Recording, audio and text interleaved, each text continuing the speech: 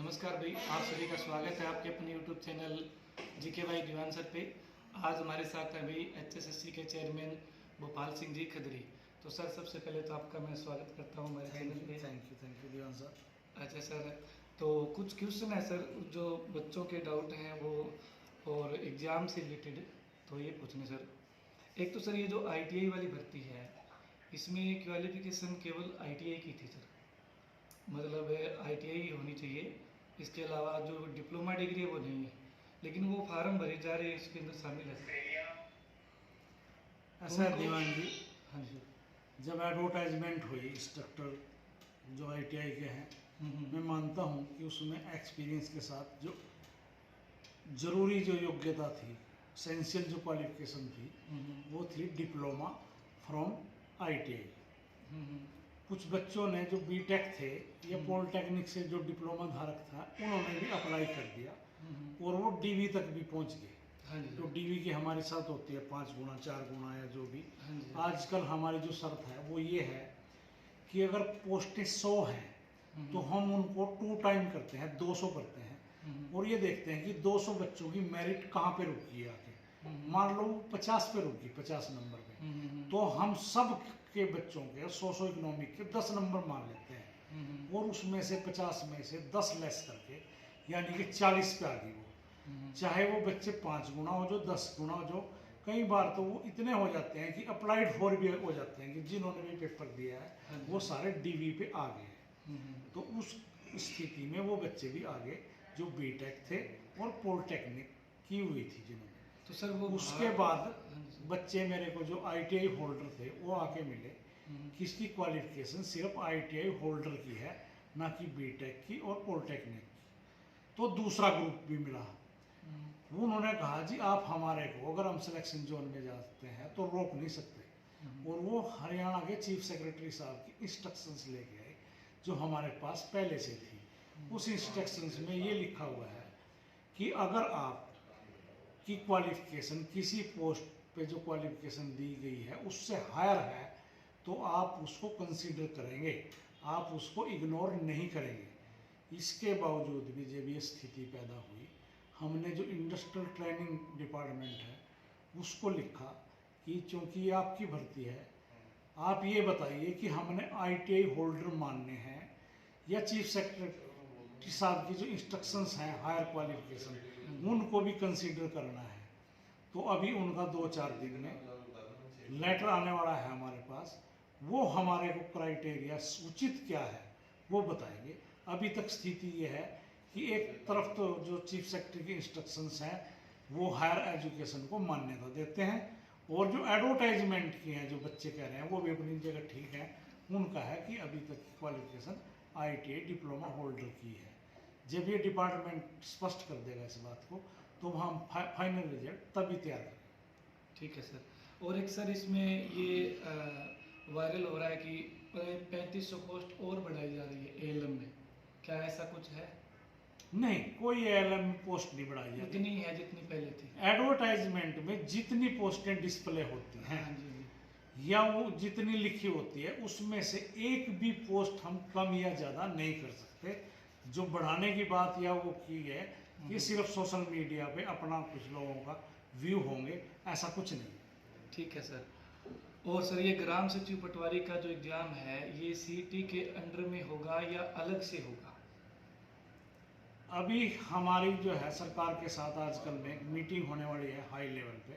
हाँ जी। ये बात तो सरकार क्लियर करेगी कि हमने जो एग्ज़ाम है ग्राम सचिवारी पटवारी का क्यों, जो भी पोस्टें विज्ञापित हो चुकी हैं, जिनका विज्ञापन हो चुका है, ये हमने फार्म भरवा लिए उनको, जिसमें ग्राम सचिव भी है, कैनाल पटवारी भी है, फीमेल सुपरवाइजर भी है, इंस्पेक्टर हैं कोऑपरेटिव डिपार्टमेंट्स के, इलेक्शन कानून वो है, इलेक्शन नायब तहसीलदार है। इस तरह की हमारे पास बहुत सी पोस्टें हैं जो लगभग 9000 के करीब ऐसी पोस्टें हैं जिनके हमने फार्म भरवा लिए हैं और उनका एग्ज़ाम नहीं लिया हुआ है।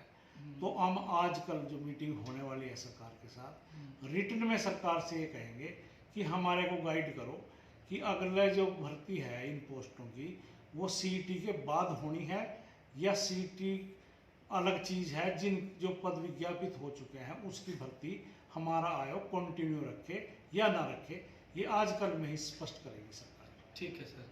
सर जैसे मान लो कि भाई अगर सीईटी के अंडर में लिया जाता है तो पहले बच्चों ने ग्राम सचिव पटवारी का फार्म भरा, फीस दी थी, अब सीईटी की 500 रुपये फीस है, वो और देनी पड़ेगी उनको, तो वो वाली रिटर्न हो जाएगी फिर उनको?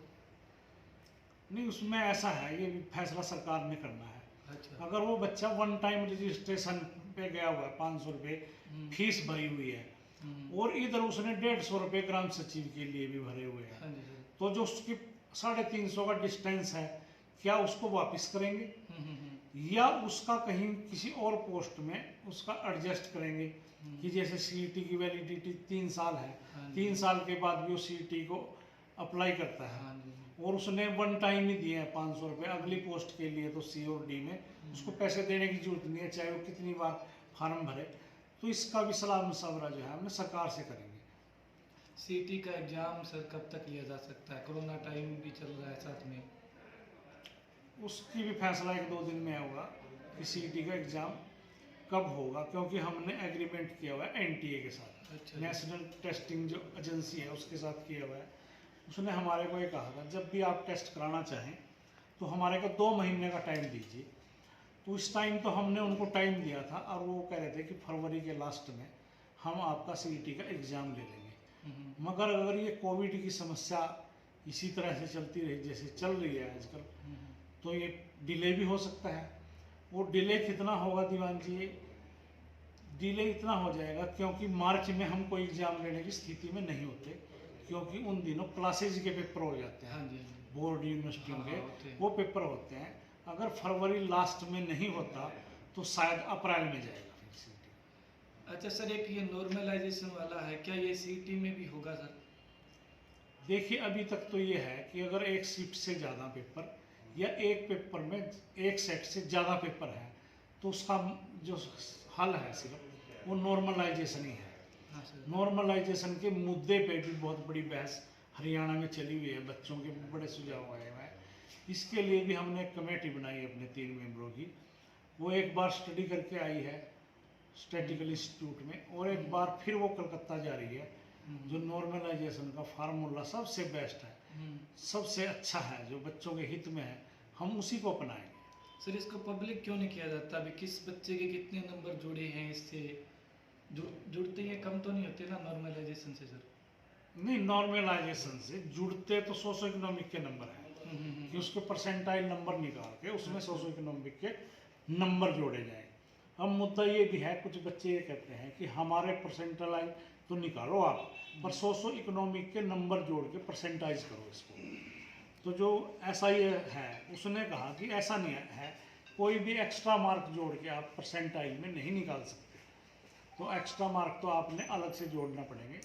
फिर भी हमने जो बच्चों के सुझाव आए हुए हैं और जो सबसे बेटर फार्मूला है उसके लिए कलकत्ता में स्टडी करने के लिए हमारी 3 सदस्यीय टीम 1-2 दिन में जाने वाली है। दिल्ली में उसकी 2 बार मीटिंग हो चुकी है उनसे।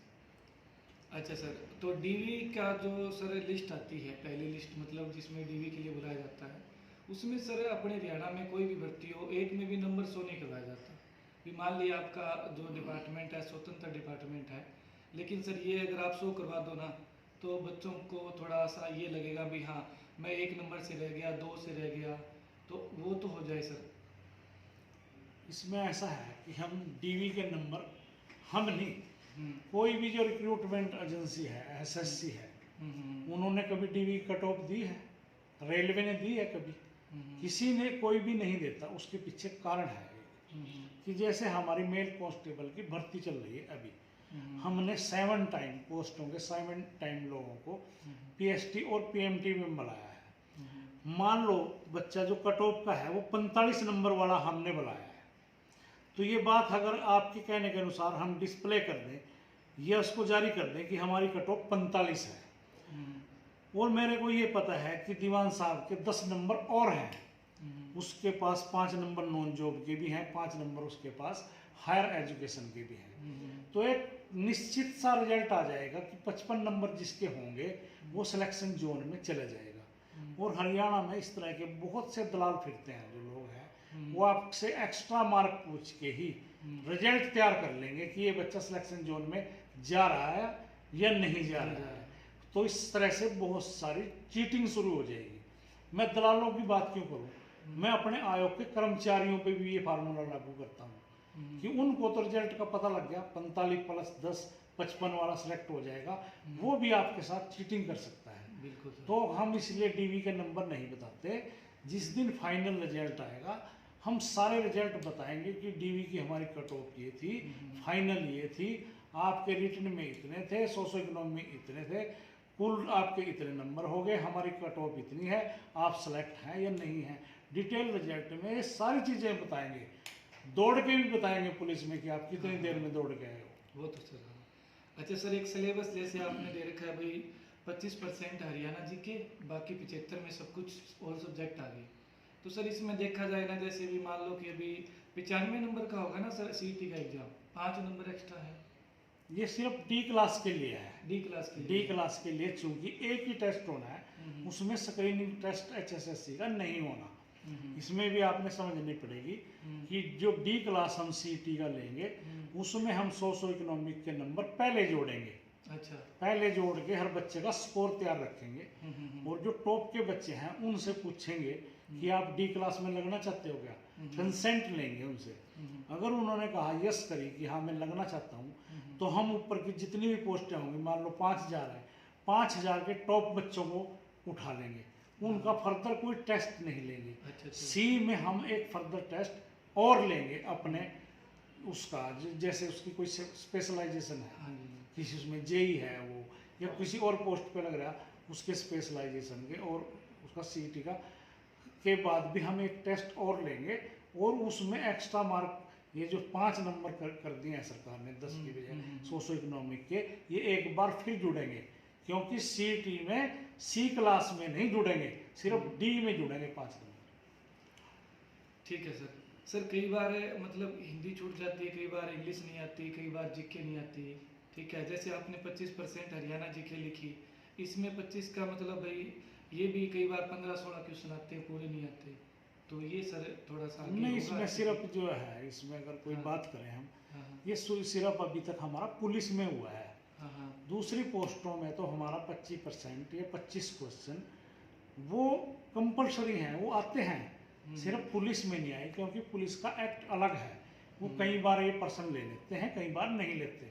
बच्चे कई बार ये भी कहते हैं कि आपने एसआई में तो ले लिया, मेल कांस्टेबल में नहीं लिया, दुर्गा वाहिनी में आपने हरियाणा क्वेश्चन ले लिए, फीमेल कांस्टेबल में ले लिए, उधर नहीं लिए। तो ये जो सिलेबस तय किया, ये अकॉर्डिंग टू जो पुलिस रिक्रूटमेंट एक्ट है 2020 उसके हिसाब से है। तो पुलिस का पेपर सीईटी के अंडर में नहीं होगा, अलग होगा? नहीं, जो सीईटी है वो पुलिस पे, और जो पीजीटी टीजीटी है हमारी, उन पे लागू नहीं होता, क्योंकि यहाँ पुलिस रिक्रूटमेंट एक्ट अलग है और वहाँ पर एचटेट जरूरी है। वो बच्चा जो एलिजिबिलिटी टेस्ट है वो पहले ही दे चुका हुआ है एज एचटेट। हाँ जी, हाँ जी। तो वहाँ शुरू दो पोस्टों के लिए पुलिस और टीचर्स के लिए सीईटी लागू नहीं होगा, बाकी सब में है। बाकी सब में लागू होगा। अच्छा सर, पेंडिंग रिजल्ट कब तक आ जाएंगे? हमारी अभी पुलिस की जो है पीएमटी चल रही है, मेजरमेंट का टेस्ट चल रहा है, हमारा स्टाफ सारा वहाँ लगा हुआ है, बिजी है उसमें। 20 तारीख तक ये है, 2 दिन हम जो अपसेंटी हैं 21 और 22 को अपसेंटी को मौका देंगे, और 23 तारीख से हम ये काम शुरू करने वाले हैं। जो पेंडिंग रिजल्ट हैं हमारे, उनको हमने 1-1, 2-2, 4-4 हर रोज़ हम रिजल्ट देंगे। हमारा सारा काम स्क्रूटनी ये वो कंप्लीट हो चुकी है, और हमारी जो प्रायोरिटी है वो होगी कि हम पैरामेडिकल जो स्टाफ है, PHW है, स्टाफ नर्स है, डेंटल हाइजीनिक है, लैब टेक्नीशियन है, असिस्टेंट लैब टेक्नीशियन है, इस तरह की जो हमारे पास हेल्थ की पोस्टें हैं, हम चाहते हैं कि उनको हम प्रायोरिटी दें, क्योंकि एक कोविड भी जो है जिस तरह से पैर पसार रहा है, इस स्टाफ की वहाँ भी बहुत ज़्यादा जरूरत है। अच्छा सर, एक टीचरों की भर्ती नहीं हो रही, जैसे टीजीटी पीजीटी हरियाणा में काफ़ी टाइम हो गया, इनकी भर्ती सर, इनके स्टेट तो हर साल होता है सर, बच्चे स्टेट देते हैं, आपने देखा होगा अभी तो स्टेट देने वालों की संख्या बहुत कम हो रही है दिनों दिन, क्योंकि उनको लग रहा है अभी भर्ती नहीं आ रही। तो सर इनकी देखिए ऐसा है, पीजीटी और टीजीटी के हमारे पास कुछ पोस्टें आई थी, सरकार की तरफ से डिमांड आई थी कि इनकी भर्ती करवा, क्योंकि उनका रिटर्न का एग्ज़ाम नहीं हुआ, और इसी दौरान एचटेट आ गया, 2 एचटेट आ गए, बल्कि एक दिन 2 एचटेट आ गए। तो जो रिसेंटली एचटेट हुआ है तो हम इसकी इंतजार कर रहे हैं कि उसका रिजल्ट भी आ जाए और कुछ और बच्चों को मौका मिल जाए परीक्षा देने का या सिलेक्शन तक पहुंचने का। दूसरे नंबर पे जो अभी विधानसभा में माननीय मुख्यमंत्री जी ने कहा कि हम जो सोशो इकोनॉमिक के नंबर हैं वो 10 की बजाय 5 कर रहे हैं। एक मुद्दा ये आ गया। तीसरा मुद्दा ये था कि जो हमारी बेटियां हैं, बहनें हैं, उनका कहना ये था कि हमारा ससुराल पक्ष देखो, ना कि मायका देखो हमारा। अगर हमारे मायके में कोई मेरे माँ बाप भाई सर्विस में था तो आप हमारे 5 नंबर काट लेते हो। तो उस पर भी सरकार ने फैसला ले लिया है। अब वो विवाहित जो महिला है उसका ससुराल पक्ष देखेगी, ना कि उसका मायका। तो इसका मतलब सीधा सा ये हुआ कि 3 तरह के हमारे क्राइटेरिया चेंज हो गया है। तो जो नई भर्तियां होंगी पीजीटी और टीजीटी की, जो नया क्राइटेरिया सरकार ने अब दिया है कि सोशो इकोनॉमिक के केवल 5 नंबर होंगे और हमारी जो बहन बेटियां हैं उनका वो देखा जाएगा ससुराल पक्ष। इसके हिसाब से अब टेस्ट होंगे और हम नए सिरे से फरवरी में रीओपन करेंगे जो टीजीटी पीजीटी की पोस्टें थी, एडवर्टाइजमेंट हुई थी कि जो बच्चे इस क्राइटेरिया में आते हैं अब वो भी अप्लाई कर सकें। ठीक है सर। सर कोई बड़ी भर्ती जैसे कोई 5,000 7,000 पदों की ग्रुप डी हो गई आपकी, और कलरक की भी नहीं आई, काफ़ी टाइम हो गया, और हरियाणा पुलिस की तो भी चली रही है, ये भी 2 साल पीछे की भर्ती है सर। तो नई भर्ती के बारे में सर कोई आएगी?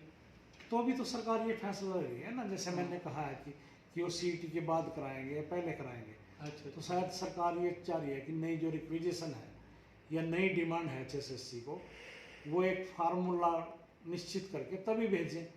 तो पोस्टें बहुत आने वाली हैं जैसे सरकार की मंशा है, और माननीय मुख्यमंत्री जी ने, चीफ सेक्रेटरी साहब ने, हेड ऑफ द डिपार्टमेंट हैं, उनको लेटर लिखा है कि जितनी भी आपके पास खाली पोस्टें हैं, जिस भी पद के लिए, जिस कैटेगरी के लिए, वो सरकार को आप भेजें। तो ऐसा नहीं है, सरकार के पास बहुत बड़ी मात्रा में रिक्विजिशन आने वाली है, और अगले साल यही जो नया साल चला है इसमें बहुत सी पोस्टें निकलने वाली है। ठीक है सर। लास्ट सवाल आपसे ये वाला कि अपने बच्चों का सबका यही कहना है सर कि एक शिफ्ट में एक ही पेपर लिया जाए, उसके कोड अलग अलग बना के प्रश्नों को ऊपर नीचे कर दिया जाए, भी नकल ना करे आमने सामने वाला, आगे पीछे वाला। लेकिन ये 4 पेपर आ रहे हैं सर ना, तो इससे मतलब नॉर्मलाइजेशन का कुछ पता ही नहीं लगता। एक तो मतलब सर एक पेपर हो एक शिफ्ट में, तो इस पे सर। इसमें ये है कि हमारे पास जो हरियाणा में एग्ज़ाम कंडक्ट कराने की कैपेसिटी है वो सिर्फ 1.5 लाख है। तो हम कुछ जिलों को हम छोड़ देते हैं कि वहाँ हम परीक्षा नहीं लेते, तो उनको छोड़ के हमारे पास 1.5 लाख की कैपेसिटी है।